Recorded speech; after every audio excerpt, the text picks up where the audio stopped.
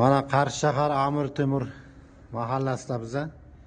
Mana shu ko'rib turganlarning hammasi mana bizning kaloz qudug'imizdan chiqyapti. Mana shu to'da ikkita mana konteynerdagi.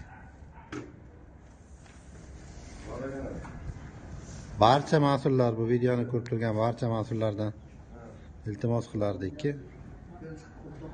hurmatli hamyurtlar, hamshaharlar, bu kanalizatsiya tarmog'i bu chiqindixonani saqlanadigan hudud emas bu. Mana iltimos qilamiz, bizani mehnatimizni, ishchilarimiz mehnatini qadrlaydi mana. Mana hozir mana shu anonga pastga chuqurga turibdi hozir. Mana kaloz. Hali yana bu. Yana bir mekin bu. Hali bundan ham ko'p chiqindi chiqadi.